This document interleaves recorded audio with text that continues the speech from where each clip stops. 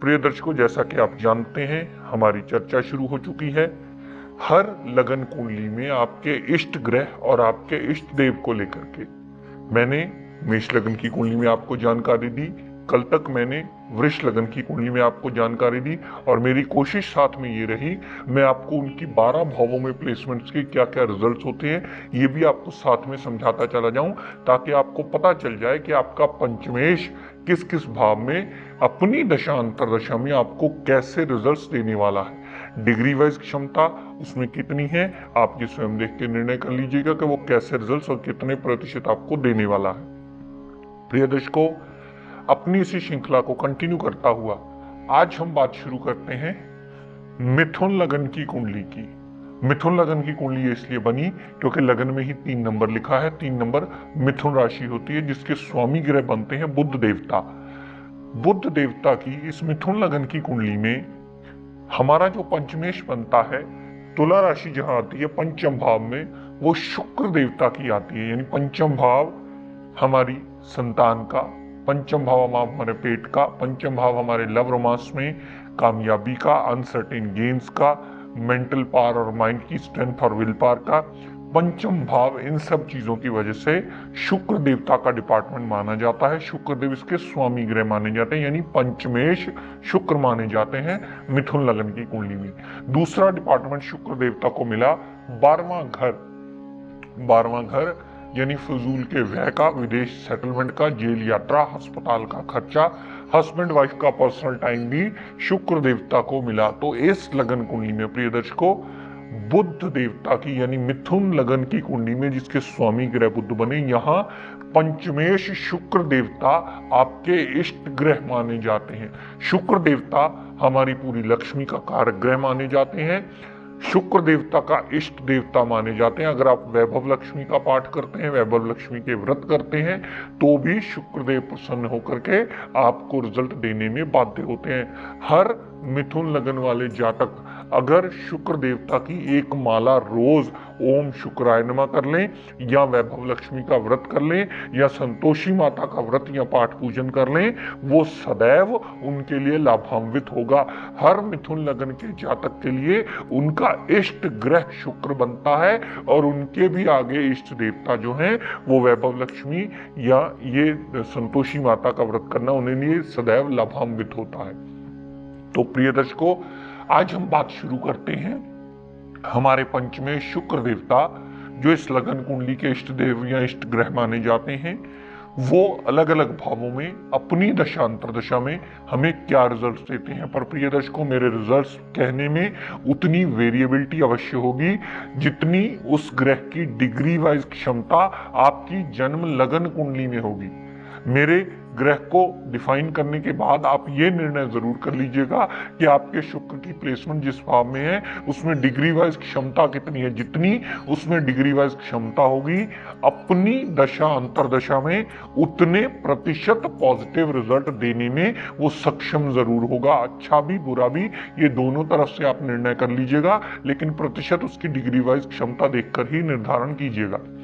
तो अगर प्रिय दर्शकों लगन में ही शुक्र देव पड़े हो मिथुन लगन की कुंडली में, यानी त्रिकोण का मालिक का त्रिकोण में आना सदैव बहुत ज्यादा शुभ फलकारी होता है। जातक की पर्सनैलिटी बहुत ज्यादा प्लीजिंग होती है और जातक बहुत ज्यादा बुद्धिमान होता है, बहुत ज्यादा सोचने समझने की शक्ति होती है उसके अंदर। जो भी काम करता है बहुत ज्यादा सोचने समझने के बाद करता है और उसमें सदा कामयाबी हासिल करता है शुक्र की दशा अंतरदशा में।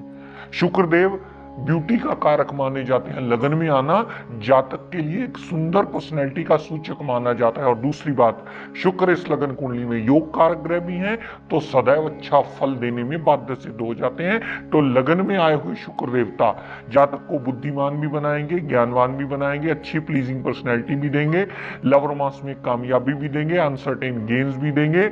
यानी पंचम भाव संबंधी सारे पॉजिटिव रिजल्ट जातक को अवश्य मिलेंगे। विल पावर और मेमोरी पावर स्ट्रॉन्ग करके जातक को एक सूझवान पर्सनैलिटी बनाएंगे।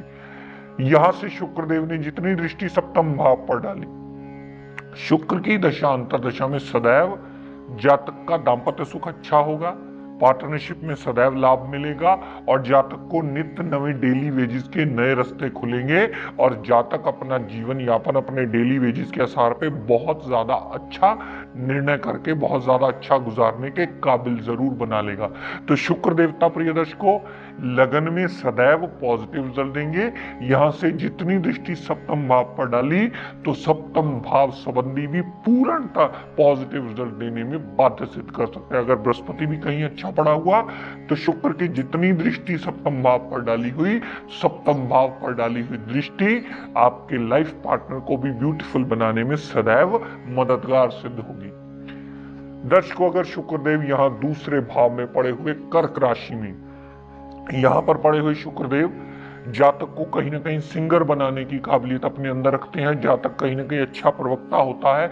जातक समाज में अच्छी नींव डालकर अपने घर परिवार के लिए शुभता में बढ़ोतरी करने में सदैव सहायक सिद्ध होता है। दूसरे भाव में बैठा हुआ शुक्र देवता दूसरे भाव के संबंधी सारे पॉजिटिव रिजल्ट देता है।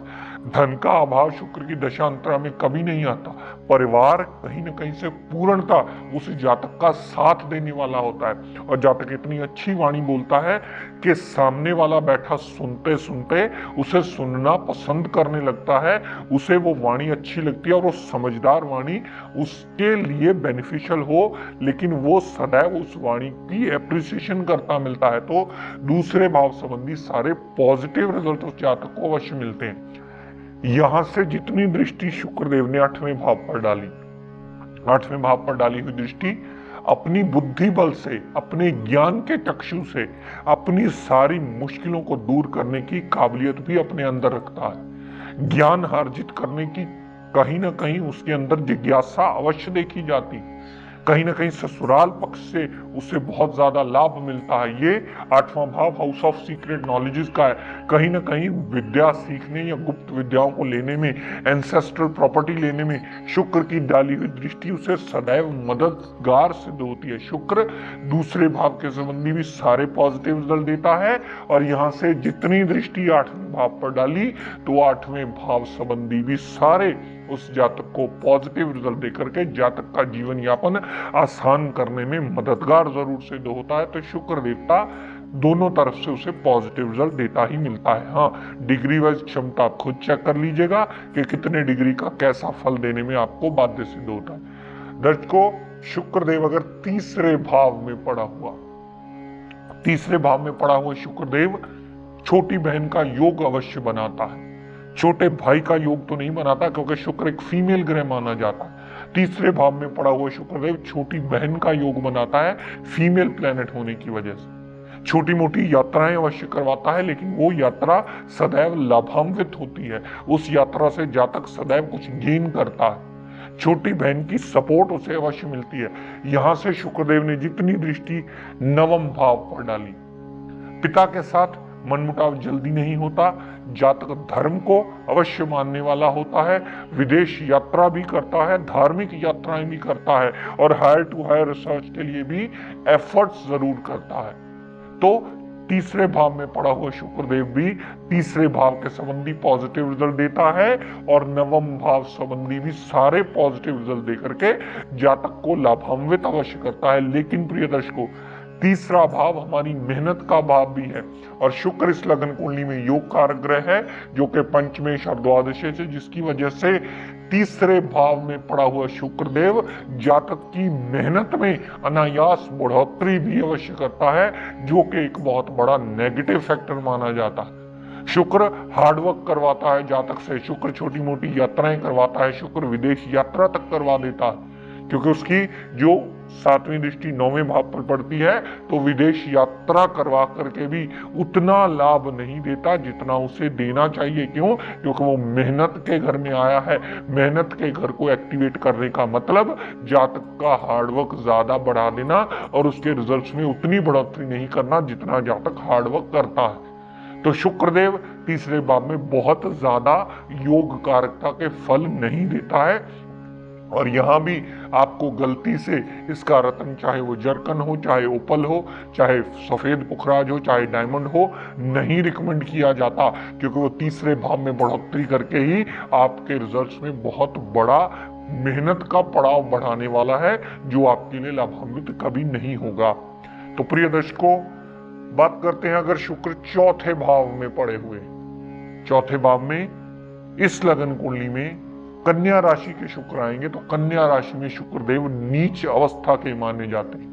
नीच अवस्था के पड़े हुए शुक्र देवता अपनी दशा अंतर्दशा में सदैव आपको कष्ट देते मिलेंगे, और किसी ने इसे बलहीन समझ करके आपको हीरा या ओपल या सफेद पुखराज रिकमेंड कर दिया, तो समझ लीजिएगा कहीं ना कहीं बहुत बड़ी गलती कर दी हमने, क्योंकि यहाँ वो बलहीन नहीं हुए, यहाँ वो अशुभ हो गए हैं। नीचता का मतलब अशुभता होता है, अब आप ये सब दर्शक भली भांति जान चुके हैं। तो चौथे भाव में शुक्र अगर नीच का पड़ा होगा, इसकी दशा अंतर्दशा जब भी चलेगी, माता को कष्ट होने का योग बनता है, माता से कष्ट होने का योग बनता है, माता से मनमुटाव होने का योग बनता है। जिस भी जातक का गाड़ी भूमि वाहन मकान लेने वाला हुआ, वो जातक को कभी नहीं दिलवाने वाला। क्यों? क्योंकि वो नीच अवस्था में आया और चौथे भाव को खराब करने वाला है।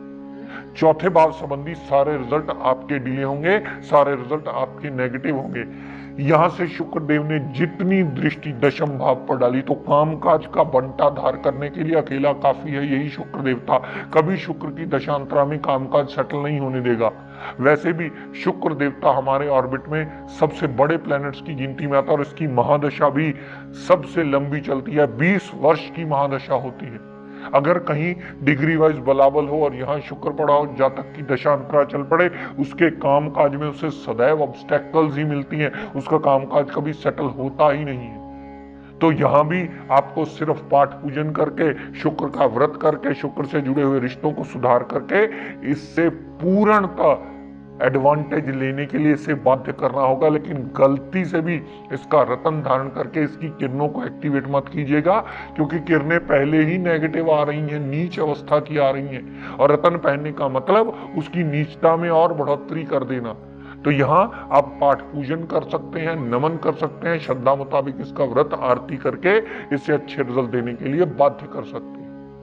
तो आपके इष्ट देवता शुक्र ग्रह बनते हैं, वैभव लक्ष्मी माता बनती हैं, संतोषी माता बनती हैं, जिनके व्रत पाठ पूजन करके आप इनसे लाभ ले सकते हैं।